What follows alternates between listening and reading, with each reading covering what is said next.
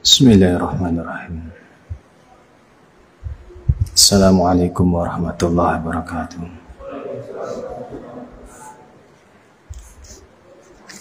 Innal hamdalillah nahmaduhu wa nasta'inuhu wa nastaghfiruh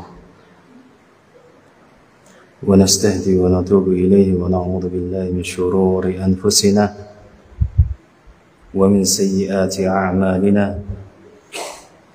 من يهده الله فلا مضل له ومن يضلل فلا هادي له أشهد أن لا إله إلا الله وحده لا شريك له وأشهد أن محمدا عبده ورسوله اللهم صل على محمد وعلى آل محمد كما صليت على إبراهيم وعلى آل إبراهيم اللهم بارك على محمد وعلى آل محمد كما باركت على إبراهيم وعلى آل إبراهيم إنك حميد مجيد. إخواني في الدين أعزنا الله وإياكم. Jemaah Masjid Darussalam yang saya muliakan karena Allah Azza wa Jalla. Segala puji bagi Allah, karena Allah sudah memberikan kita nikmat semua yang kita anggap paling bernilai bagi kita, yaitu menuntut ilmu. Bahkan Rasulullah SAW pernah bersabda tentang keutamaan menuntut ilmu bagi Majtama'a qaumun fi baitin min buyutillah yatluna kitab Allah wa yatadarasuna illa kaffat alaihimul malaikah wa ghashiyat alaihimur rahmah wa dzakarallahu fi man indah. Rasulullah SAW bersabda, majtama'a qaumun, tidaklah berkumpul satu kaum, suatu kelompok, fi baitin min buyutillah, di salah satu rumah-rumah Allah yang bertebaran di muka bumi ini. Maksudnya adalah masjid. Seluruh masjid itu rumah Allah Azza wa Jalla. Yatluna kitab Allah. Di masjid itu dia membaca ayat-ayat Allah. Wa yatadarasuna, dan mereka saling mengajarkan ayat-ayat Allah. Illa hafathumul malaikah, kecuali malaikat-malaikat akan menaungi orang-orang yang berkumpul tadi dengan rahmatnya, dengan sayapnya, dengan penuh kasih sayangnya.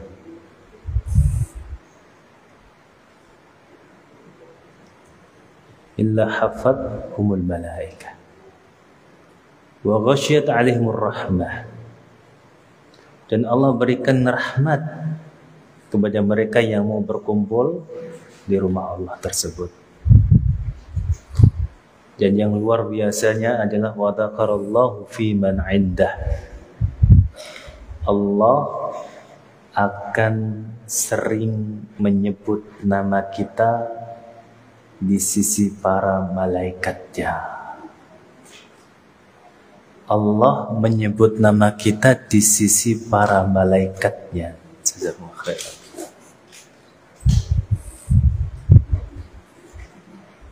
Inilah keutamaan yang kalau nggak ada keutamaan yang lain selain ini itu sudah luar biasa, Pak, ya. Karena kita semuanya akan menuju ke kampung tersebut. Kita semuanya akan menuju ke kampung yang namanya akhirah. Kita semuanya akan pindah ke tempat yang namanya akhirah. Dan sesuatu yang luar biasa bagi seseorang yang akan pindah dari tempat satu ke tempat lainnya. Jenengan nek arep pindah, katakanlah Pak ya. Jenengan saking Jawa Timur pindah ke Jawa Barat atau Jawa Tengah. Ketika kita pindah, semua orang itu sudah mengenal kita. Adaptasi itu jauh lebih mudah, lebih gampang,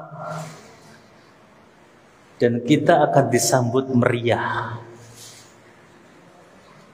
Berbeda ketika kita datang ke suatu tempat yang orang-orang gak kenal kita, maka adaptasi akan jauh lebih susah. Banyak hal-hal mungkin yang tidak sesuai dengan harapan kita, gak sesuai dengan harapan. Wah kok gak koyo Jawa Timur ya, no kene kok koyo ngene, kok koyo ngene, kok koyo ngene. Karena sambutannya itu beda dengan yang kita harapkan. Tapi ketika kita pergi ke sebuah tempat, di tempat itu kita sudah dikenal, mulai dari perangkat desanya sampai penjual asongannya, seluruh penduduknya itu kenal dengan kita, kita akan mudah. Kemana-mana ada yang ngampirin, Pak, mampir Pak, gitu. Kadang-kadang tumbas digratisin jenengan, karena kenal, mudah. Jadi pindah ke tempat itu seperti ke tempat lama kita, bahkan lebih lebih bagus. Kadang-kadang di tempat lama kita nggak dikenal gitu, paling 1-2 orang yang kenal. Ini di tempat baru justru semua orang kenal, karena kita sering disebut oleh pengetua atau kepala desa tersebut. Kita akan kedatangan Bapak Fulan, Bapak Fulan, Bapak Fulan tuh begini, Bapak Fulan tuh begini, semua kenal gitu. Sehingga nanti kalau beliau datang ke sini, dipersiapkan semuanya, sambutannya begini untuk ini, semua kenal. Dan Allah akan memperlakukan orang-orang yang suka menuntut ilmu itu seperti itu, Pak. Allah akan menyebut kita, lihatlah Fulan bin Fulan, dia rela meninggalkan kesenangannya di rumah, dia rela meninggalkan nyamannya, kursinya, sofanya di rumah, dia rela merelakan makanan yang sedang dinikmatinya tadi, dia rela merelakan kopinya untuk dinikmati nanti ketika sudah dingin, hanya untuk menuntut ilmu. Akan dibanggakan. Maka sungguh aku mencintai orang tersebut. Dan innallaha idza habba 'abdan nada Jibril, ya Jibril inni uhibbah fahbibhu. Ya. Wahai Jibril, sesungguhnya aku mencintai orang tersebut, maka engkau wajib mencintai orang itu. Summa nada Jibril ahlas sama. Summa nada Jibril ahlas sama. Kemudian Jibril pun memanggil seluruh penduduk langit, ya ahlas sama, innallaha ahabba fulan fa'ahibbuh. Wahai penduduk langit, sesungguhnya Allah telah mencintai orang tersebut, maka wajib bagi kalian juga mencintainya. Wajib bagi kalian juga mencintainya. Maka seluruh penduduk langit pun mencintai orang yang disebut Allah tersebut. Dan itu salah satu balasan bagi siapa saja yang mau mendekati majelis ilmu. Nama kita akan dikenal di kalangan para malaikat. Itu salah satu. Caranya banyak, tapi salah satu nama kita dikenal di hadapan para malaikat adalah dengan kita gemar datang di majelis ilmu. Allah tuh memiliki malaikat sayyahin, malaikat-malaikat yang suka berputar-putar. Nyari apa? Majalis dzikr. Nyari majelis-majelis yang Allah itu disebut di situ. Sehingga dicatat, sehingga dicintai, sehingga disebutkan balik ke Allah, ya. Apa yang sedang dilakukan hambaku, ya. Yadkuruna, mereka mendengar, dikir-dikir, mengingat-ingat engkau. Hal ra'aini, hal ra'auni, apakah mereka melihat aku? La. Fa kaifa idza ra'auni, maka bagaimana keadaannya ketika mereka bisa melihatku? Maka mereka akan asyaddu tiqra wa hirsan. Maka mereka orang-orang yang berhasil, yang bisa melihat Allah pasti akan lebih senang, lebih gemar, lebih bersemangat untuk zikir kepada Allah Azza wa Jalla. Maka ini nikmat luar biasa, Pak. Ini jenengan ikut disukani kelapangan hati hadir di majelis ilmu, nggih. Senajan jenengan tentunya niku gak nok sapa-sapa sing weruh, gak nok sing kenal. Ning di mata Allah, di sekeliling Allah, di hadapan para malaikat Allah, jenengan niku dikenal dengan sangat baik. Nggih. Keuntungannya apa sih Pak nek dikenal Allah? Keuntungan apa? Coba jenengan ibaratkan dengan keuntungan punya channel orang besar di dunia. Coba jenengan kenal, katakanlah Pak Jokowi, punya channel ke Pak Jokowi. Itu jauh lebih mudah mau apa saja daripada cuma kenal saya. Nggih napa mboten? Nggih, Pak. Nek jenengan niku dikenal tiyang sing ageng, sing gedhe, sing duwe pangkat, sing duwe napa kekuasaan. Kok jemene Pak Jokowi lho, Pak. Jenengan niku nek plek kalih kapol napa sing polisi Kapolres. Jenengan gawe SIM niku gak usah popo, Pak. Langsung foto. Wah, Pak, gawe SIM. Ayo saya foto. Ngoten. Karena dikenal. Bayangkan jika yang mengenal kita adalah pemilik langit dan bumi dan seluruh alam ini. Apa enggak mudah hidup kita? Apa enggak mudah, sesulit apapun ketika Allah mentakdirkan kita menghadapi masalah, karena kita dikenal, itu dimudahkan. Wa may yattaqillaha yaj'al lahu makhraja. Ketika dia termasuk hamba yang bertakwa kepada Allah, dikenal Allah, maka Allah akan kasih jalan keluar di setiap permasalahannya. Itu. Nek jenengan punya channel orang besar mawon ten mriki niku bunga gede. Nggih. Kadang-kadang duwe kenalan yang punya pangkat di Kapolres mawon niku jenengan niku sak penak-penake sepedaan. Tilang-tilang kok gampang. Karek nelpon iki balik duit gua. Kenapa? Karena punya kenalan orang besar. Bayangkan ketika jenengan itu dikenal zat yang memiliki seluruh alam ini. Itu keuntungan jenengan hadir di majelis ilmu. Semakin jenengan gemar di majelis ilmu, maka Allah akan mudahkan jalan keluar bagi setiap permasalahan kita. Bukan gak ada masalah, bukan gak ada kesulitan, bukan gak ada kesusahan, enggak. Tapi Allah mudahkan kita dalam menghadapinya. Manusia kok gak mau susah? Oh, kita di dunia itu udah susah, Pak. Kita di dunia itu sudah, yang namanya dunia itu sudah apa? Hukuman. Aslinya nih awak dhewe niku ketika enggak dihukum oleh Allah Azza wa Jalla Nabi Adam kali Hawa niku ten dunia mriki, kita itu nggih termasuk ahli syurga. Tapi karena kita itu dihukum meneruskan hukuman apa? Nenek moyang kita, Nabi Adam alaihissalam dan istrinya. Kita akhirnya di sini. Lah orang di tempat hukuman kok pengen penak ya gak mungkin apa. Kecuali yang Allah rahmati. Ya. Kita kembali pada kitab kita tafsir.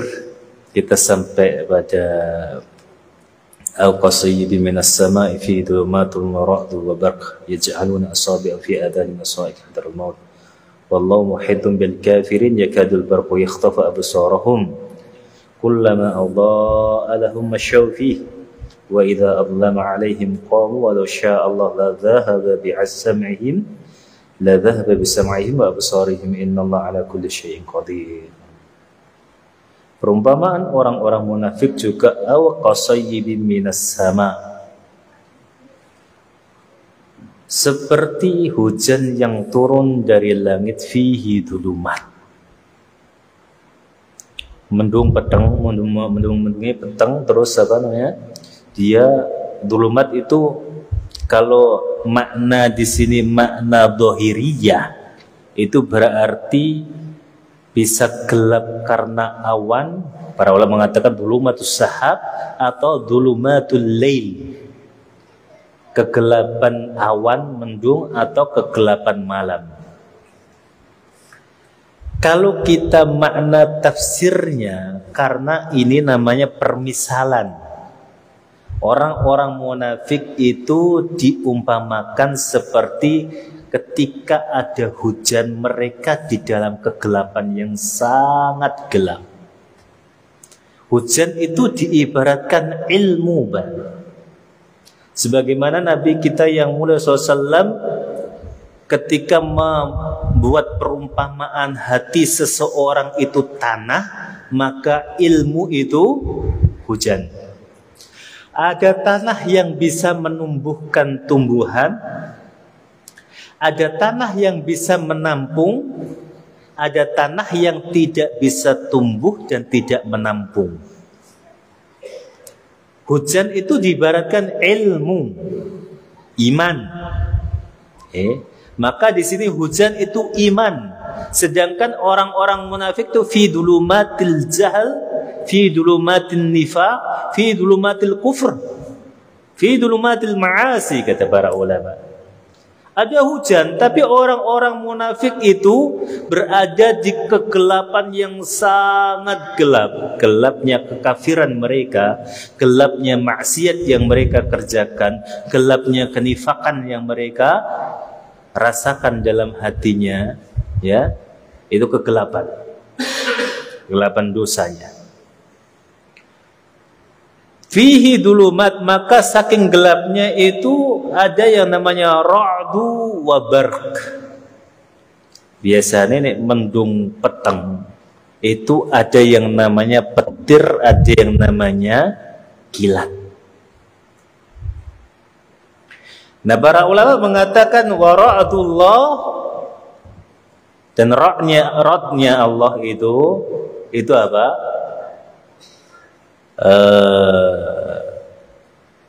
Ancamannya, wa'idnya, ancamannya.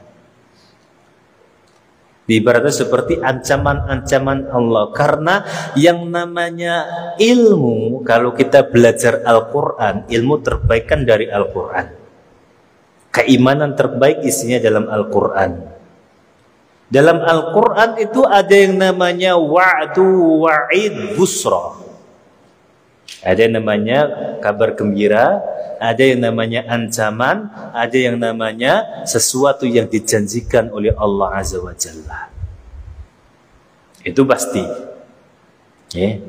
Nek jenengan dalam Al-Quran, maos Al-Quran niku nggak lepas dari yang namanya busra, wa'du, kabar apa namanya, kabar baik atau apa yang dijanjikan oleh Allah, atau wa'id. Apa? Wa'id itu ancaman dari Allah Azza wa Jalla. Nah, ra'du itu ibarat ancaman. Maka dia melihat berbagai macam dalam Al-Quran, kalau berbuat begini diancam begini, kalau begini diancam begitu, ini diancam begini. Semuanya itu masuk neraka, ini neraka, itu neraka, ini neraka, ini disiksa, ini neraka, ini disiksa gitu, Pak. Nanti kita lihat bagaimana orang-orang munafik ketika melihat ayat yang seperti itu. Dan juga ada apa? Barq. Barq itu para ulama mengatakan kuwatu hujjatih. Bagaimana kuatnya hujah Allah untuk manusia. Hujah. Sehingga nanti nggak ada alasan lagi. Nanti nggak orang-orang mukmin atau orang-orang atau manusia secara umum nggak punya alasan lagi. Bahkan menurut Imam Asy-Syafi'i rahimahullah taala ketika memberikan komentar pada surat Al-Asr, ya, beliau mengatakan, "Law ma anzalallah ila hadhil umma, law ma anzalallah illa hadhihi surah lakafathum." Law ma anzalallah hujjatan ala nas. Seandainya Allah itu tidak menurunkan hujjah untuk manusia seluruh alam, ila khalqihi ila nas ajma'in, illa hadhi surah, kecuali surat Al-Asr saja, lakafathum, maka itu sudah cukup bagi mereka. Enggak perlu Al-Quran sebanyak itu sebenarnya, gitu kata Imam Syafi'i. Surat Al-Asr saja itu sudah cukup harusnya untuk membuat manusia itu takut dan berbuat baik. Surat Al-Asr saja itu seharusnya sudah membuat seseorang itu terbuka mata hatinya. Surat Al-Asr wal asri innal insana lafi khusr illa alladhina amanu wa 'amilus salihati wa tawasaw bil haqqi wa tawasaw bis sabr. Itu saja itu sudah cukup buat kita untuk jadi orang baik, itu udah cukup. Nggak perlu semua Al-Quran, kata Imam Syafi'i. Law ma anzalallah ila khalqihi ila hadhihi surah lakafathum. Seandainya Allah hanya menurunkan ini untuk makhluknya, surat ini ila hadhihi surah lakafathum, maka cukup bagi mereka. Karena apa? Wal asri, demi masa, demi waktu. Yang kita tahu bahwasanya waktu itu nggak bisa diulang, waktu nggak bisa dihapus. Apa yang sudah berjalan itu jadi cerita kita nanti di akhirat. Apa yang sudah kita lakukan nanti kita akan terima apa yang kita tanam dahulu. Semua yang kita tanam akan kita terima hasilnya kelak.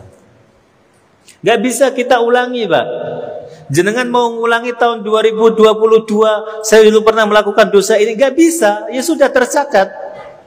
Adapun nanti diampuni oleh Allah ataupun diadab, itu hak kehendak Allah, tapi nggak bisa dihilangkan lagi.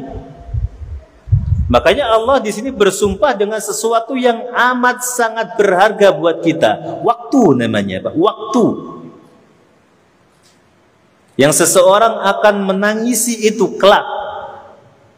Yang seseorang akan rela dia menangisinya kelak ketika dia sudah tua. Dulu saya berjuang untuk anak-anak saya, apapun saya lakukan begini begitu, ketika saya sudah tua sekarang begini, kok begini balasannya dan lain sebagainya. Atau dulu saya sampai nggak sempat ngaji, saya sholat juga nggak begitu, sekarang saya mau sholat susah, mau ngaji nggak bisa. Waktu. Semua gara-gara waktu. Dan itu nggak bisa kita ulang. Jenengan mau balik ke tahun 90-an nggak bisa. Itu sudah jadi cerita yang nanti kita akan terima kitabnya. Itu sudah jadi catatan yang nanti kita akan terima hasilnya. Rugi dan untungnya kita di situ.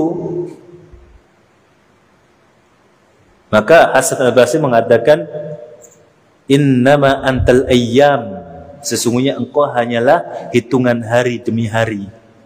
Manusia itu hanya hari demi hari, Pak. Ya. Ketika sudah dhahaba yaumun, ketika satu hari itu sudah berlalu terlewati, maka dhahaba ba'du a'marihi. Maka kita akan hilang satu kesempatan satu hari lagi. Satu hari hilang, satu hari hilang. Kita itu hanya hitungan hari, Pak. Benar, Pak. Jenengan itu hanya hitungan hari. Maka manfaatkan.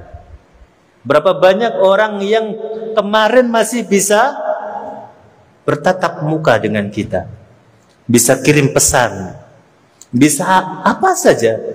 Gak taunya hari ini sudah tiada. Cuma hari yang membedakan kita, hari. Kita hanya hitungan hari yang dikumpulkan oleh Allah Azza wa Jalla. Maka benar, sadaqallahul azim, sungguh jujur, sungguh benar, sungguh maha benar Allah Azza wa Jalla demi masa. Dan ini sudah, kalau kita berbicara tentang waktu, banyak orang yang menyesal dan ingin balik ke waktu mudanya, Pak. Banyak sekali orang yang menyesal dan ingin kembali ke masa mudanya. Bahkan itu untuk orang-orang yang kita anggap sukses di dunianya. Jangan, kalau kita mendengar kisahnya Bahruddin Yusuf Habibie, B.J. Habibie, itu punya penyesalan, belum mengatakan, kalau saya bisa mengulang waktu, dulu saya akan pilih jurusan tentang agama dalam belajarnya. Penyesalan dalam hidupnya. Padahal bukan orang yang failed, bukan orang yang gagal. Sukses luar biasa. Sosok yang memiliki rumus pribadi di dunia penerbangan yang tidak ada yang bisa mengalahkan beliau dalam rumus itu. Yang kalau kerja di mana saja itu akan diterima dengan gaji yang tinggi. Tapi banyak orang-orang yang sudah tua nanti menyesali bahwasanya masa mudanya harusnya enggak begitu dulu saya. Dan Allah Azza wa Jalla menjadikan ini sumpah, sesuatu yang Allah jadikan objek sumpah itu pasti sesuatu yang berharga, Pak. Dalam Al-Quran ketika Allah bersumpah dengan nama sesuatu, maka itu pasti berharga. Pasti berharga. Innal insana lafi khusr. Sesungguhnya seluruh manusia, al-insan lil istighraq, untuk seluruhnya tanpa terkecuali, mau Kristen, mau Hindu, mau Buddha, mau Konghucu, mau Muslim, seluruhnya lafi khusr. Sungguh mereka akan rugi nanti di kehidupan selanjutnya. Mereka akan rugi di kehidupan selanjutnya. Oke, di dunia nggak rugi. Punya banyak uang, hidupnya mudah, seluruh akses mau kemana saja gampang. Pekerjaan nggak usah mencari, orang yang menawari. Masalah ada yang mengatasi, tinggal telepon, Pak saya ada masalah. Oke Pak, jenengan istirahat, biar saya yang atasi. Seluruhnya mudah. Tapi ini kehidupan fana. Tidak ada ceritanya orang yang hidup dari zaman dahulu sampai hari ini masih hidup, belum ada. Kecuali Nabi Isa alaihissalam, itu pun nggak di dunia.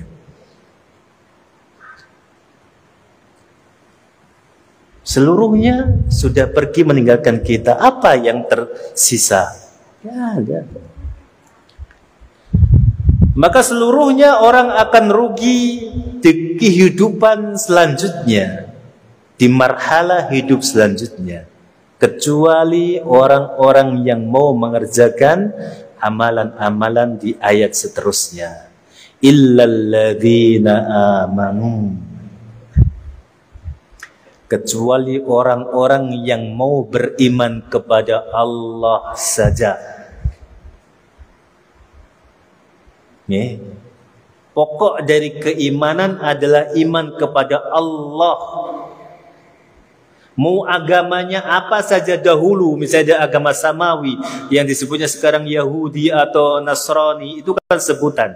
Zaman dahulu mereka Islam karena beriman kepada Allah Azza wa Jalla.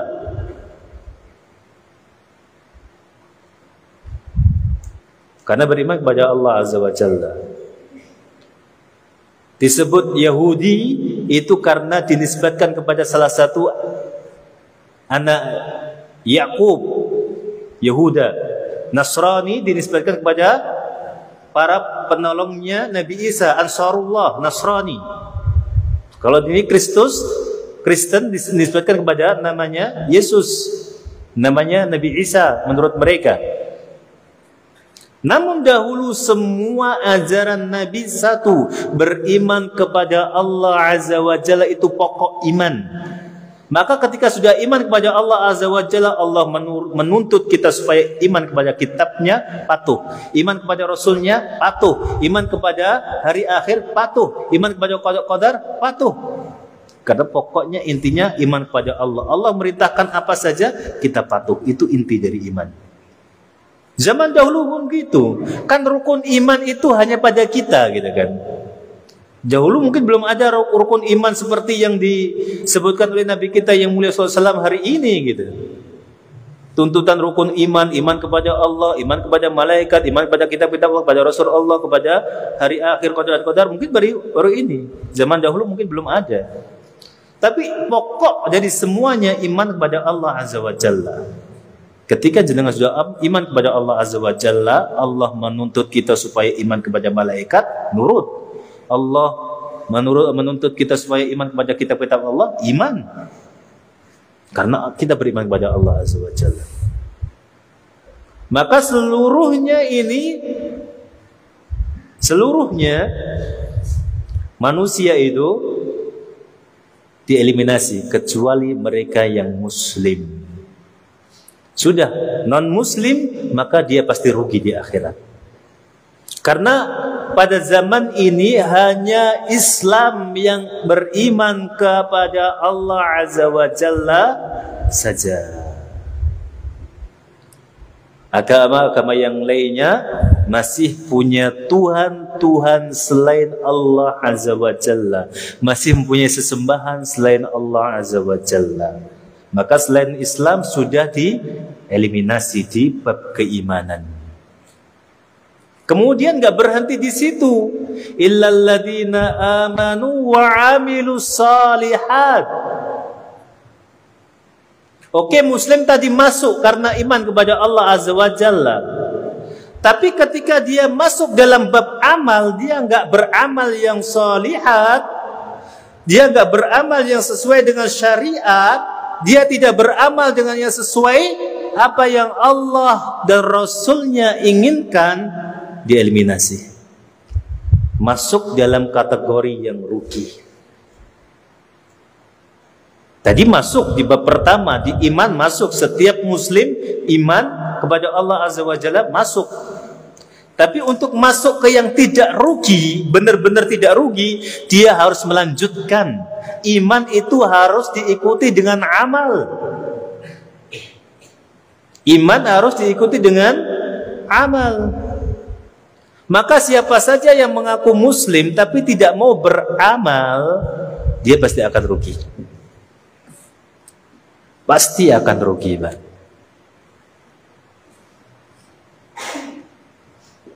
Kemudian dilanjutkan. Ya. Dilanjutkan. Wa ib'amilus shalih wa tawassaw bil haqq wa tawassaw bis sabr. Kemudian saling tawasau, saling memberikan wasiat, saling memberikan nasihat dalam hal yang namanya kebenaran. Pak, niku salah. Sing bener sing leres niki. Pak, niku dereng pas menurut syariat Islam. Sing pas sing ngoten ngeten niku. Kemudian dalam kesabaran saling menyemangati. Yang namanya manusia itu ada masa-masa futur, ada masa-masa males, ada masa-masa nggak semangat yang kadang-kadang muncul tanpa kita inginkan. Itu dinasihati. Kena apa kok ora tau ngaji meneh? Ayo balik ngaji meneh. Apa yang kurang atau mungkin sedang butuh sesuatu? Apa yang bisa saya bantu? Apa yang bisa saya ringankan? Apa yang saya bisa lakukan untuk memudahkan kita bisa bermajelis ilmu lagi? Seperti itu, Pak. Dan sabar itu bukan hanya demikian. Sabar ada tingkatan. Ada sabar ketika kita ngajak taat, sabar ketika menghadapi maksiat, sabar ketika Allah takdirkan sesuatu yang menurut kita enggak baik, padahal menurut Allah Azza wa Jalla baik. Jadi sabar dalam mengajak kebaikan. Ada saudara yang lagi futur, diajak, ayo balik lagi, kita ngaji bareng-bareng lagi. Juga sabar terhadap kemaksiatan. Ada maksiat, jenengan mungkin fansnya apa? Fansnya minuman khamr dulu itu. Kemudian ada yang menggoda, sabar. Sabar. Kemudian apa? Dinasihati. Ya. Mungkin khamr dulu bisa apa namanya membuat jenengan lebih tenang, tapi yakinlah ketika jenengan mempelajari Al-Quran, membaca Al-Quran, zikir kepada Allah, jauh akan lebih menenangkan daripada khamar. Kedua-duanya itu memiliki candu, Pak. Candu. Jenengan berzikir kepada Allah itu candu, Pak. Luar biasa. Sekali jenengan gak zikir, itu merasa ada sesuatu yang hilang pada diri kita. Sebagaimana jenengan kecanduan minuman keras, nek sedina gak ngombe, nglikasi jenengan. No kene tutup, rono tutup, dolek no wite dhewe. Nglikasi soalnya. Zikir seperti itu, Pak. Nek jenengan apa? Jenengan sudah terbiasa, sudah tercandu dengan yang namanya zikir, gak zikir sehari, itu ada sesuatu yang kurang, ada sesuatu yang menjauh dari diri kita. Ya. Itu. Maka kenapa Imam Syafi'i mengatakan satu ayat ini cukup? Seluruh manusia sepakat, seluruhnya. Tidak ada siapapun yang mau merasakan kerugian dalam hidupnya. Jenengan dodolan gelem ora panjenengan rugi? Gak gelem. Jenengan mergawe gelem kok gak jenengan rugi? Wis mergawe gak digaji, mencak-mencak. Untung pokoknya gak arite gak moro. Ya. Mesti, Pak, semua orang tuh nggak mau merasakan kerugian. Nah ini yang membuat seseorang berpikir, ben aku nggak rugi, supaya aku gak rugi sok ben uripno akhirat, maka dia akan melakukan ayat-ayat setelah ayat qasam tersebut, setelah wal asri. Ini hujjatullah. Hujjah Allah itu sangat kuat. Kemudian yaj'aluna asabi'ahum fi adanihim minas sawa'iqi hadaral maut wallahu muhitum bil kafirin. Karena melihat ada petir, ada kilat yang menyambar-nyambar itu, Pak. Orang-orang munafik karena melihat ancaman Allah, karena melihat bagaimana kuatnya hujah Allah Azza wa Jalla, yaj'aluna asabi'ahum fi adanihim minas sawa'iqi hadaral maut, sampai melakukan hal-hal yang bodoh. Bodoh, Pak. Kenapa bodoh? Di mana bodohnya? Ada kilat menyambar, ada petir menyambar, ada petir menggelegar, tapi malah menutupi telinganya dengan, kan nggak ngaruh. Emang kalau ada kilat terus nih jenengan tutupi gini nggak jadi nyambar jenengan nggak ngaruh. Itu diakibatkan kebodohan seseorang. Orang-orang yang bodoh, orang-orang yang fi dulumat, orang-orang yang pada kegelapan kesesatannya, kegelapan dosanya, kegelapan kekufurannya, kegelapan bid'ahnya, itu akan melakukan hal-hal yang bodoh, yang merugikan diri sendiri.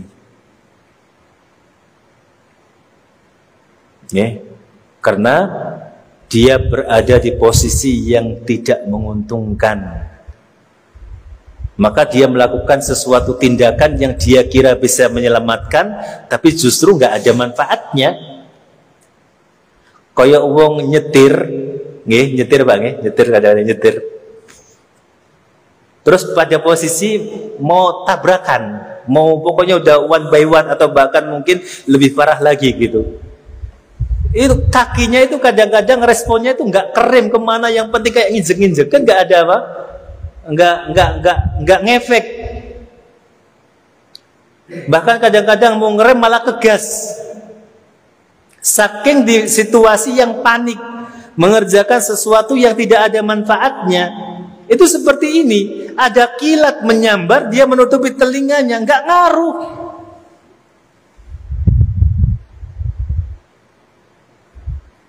Ada ayat-ayat Allah didatangkan, dia melakukan hal-hal yang bodoh. Dia menutup dirinya, sengaja nggak mau dengar ayat, wes lah, nggak usah gitu. Oh ini kok gak oleh, terus usah dibadai. Dia menutup dirinya, dia menutup hatinya, supaya apa? Dia seperti orang yang menutup telinganya dari kilat yang menyambar, nggak ada gunanya. Dia mau tutup pakai 1000 kain sekalipun, kilat itu nggak akan bisa diusir dengan engkau menutup telinga. Tapi jenengan bisa ketika jenengan berlindung, masuk ke dalam rumah, atau menurut ilmu jenengan harus tiarap supaya nggak nggak paling tinggi di satu daratan itu. Bukan dengan menutupi telinga, nggak ada gunanya. Kenapa dia seperti itu? Karena panik, Pak. Orang panik itu dia akan melakukan banyak hal yang sia-sia. Seperti orang tenggelam. Orang tenggelam itu harusnya kan kalau menurut ilmu itu banyak cara untuk menyelamatkan orang tenggelam gitu kan. Tapi karena dia panik, dia berusaha meraih-raih justru. Tapi ketika dia berusaha untuk meraih apapun yang bisa dia raih, itu justru dia akan membuat dia semakin dalam. Membuat dia semakin dalam. Bahkan dia kira akan ada rumput yang di atas rumput atau bunga teratai, itu akan coba diraih, padahal nggak ada manfaatnya. Nggak ada manfaatnya. Kenapa bisa demikian? Karena panik. Orang-orang munafik seperti itu, Pak. Dia melihat ada ayat-ayat Allah yang melarang sesuatu. Dia melihat ada ayat-ayat Allah yang mengancam kalau engkau mengerjakan ini neraka. Ketika engkau mengerjakan ini neraka, maka dia tutup hatinya. Bahkan mereka mengatakan kepada orang-orang yang berjihad, waqal ladzina qa'adu law ata'una ma qutilu, kata mereka. Dia berkata kepada teman-teman sejawatnya yang lagi duduk-duduk, melihat kaum muslimin yang pulang dari Uhud, Pak, membawa mayat, membawa saudara yang sudah meninggal, membawa ini kan. Orang munafik kan balik, ya kan? Ketika berangkat bareng-bareng ke Uhud itu, tapi di tengah perjalanan mereka mundur. Ketika melihat banyak orang yang dipapah, yang terluka, banyak yang meninggal, ditaruh di tandu dan lain sebagainya, mereka mengatakan kepada orang-orang yang duduk-duduk sama mereka, lau ata'una ma qutilu. Kalau mereka patuh, nurut terhadap apa yang kita tadi lakukan, gak akan mati mereka gitu. Itu orang munafik, Pak. Nek gak mau dia ikut nurut orang-orang medan perang, gak melu wong-wong iku, selamat gitu. Itu orang munafik. Sampai Allah tuh balas, wala tahsabanna alladziina qutilu fi sabilillahi amwat bal ahya inda rabbihim yurzaqun. Di surat setelahnya ayat Ali Imran, surat Ali Imran. Jangan kamu kira orang-orang yang terbunuh di jalan Allah itu mati. Bal ahya, mereka masih hidup, inda rabbihim yurzaqun. Mereka mendapatkan rezeki di sisi Rabb mereka.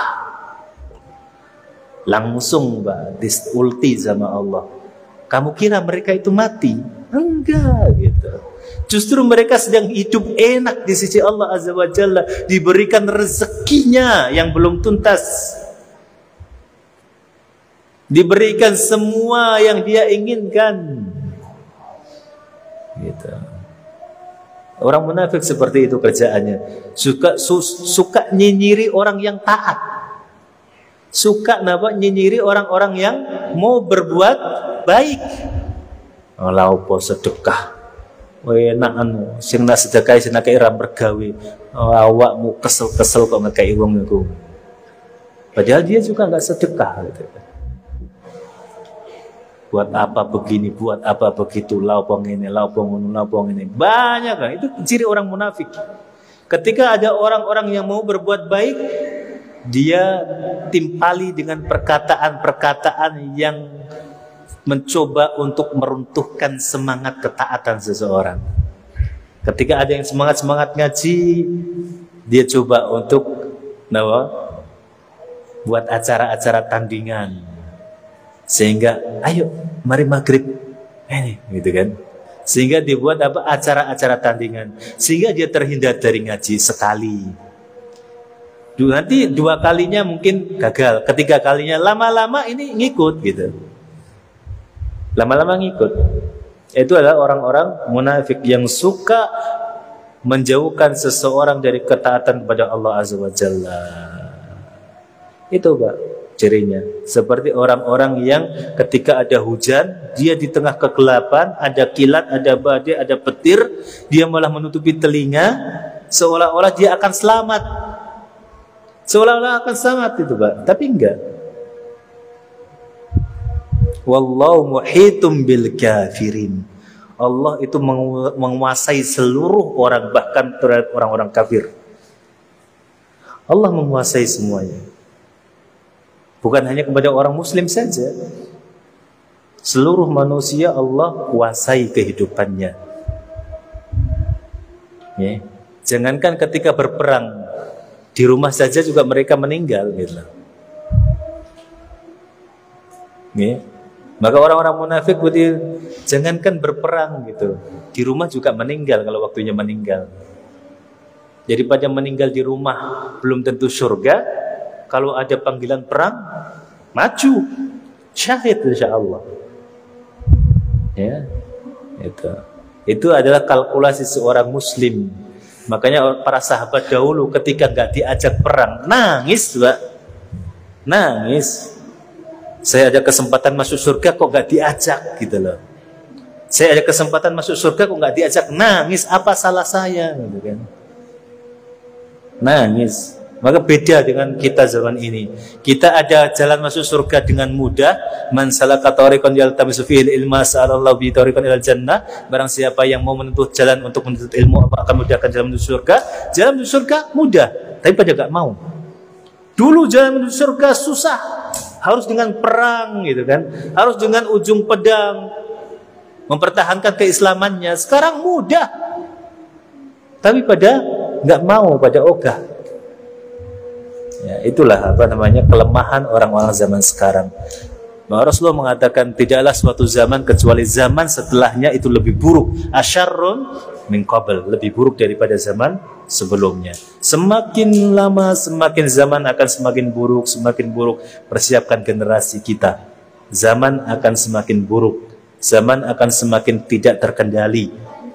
Dulu orang itu mempertontonkan kemesraan itu malu. Sekarang bukan kemesraan lagi. Yang lebih parah itu sudah jadi hal yang biasa bagi sebagian manusia. Maka persiapkan generasi kita, anak-anak kita.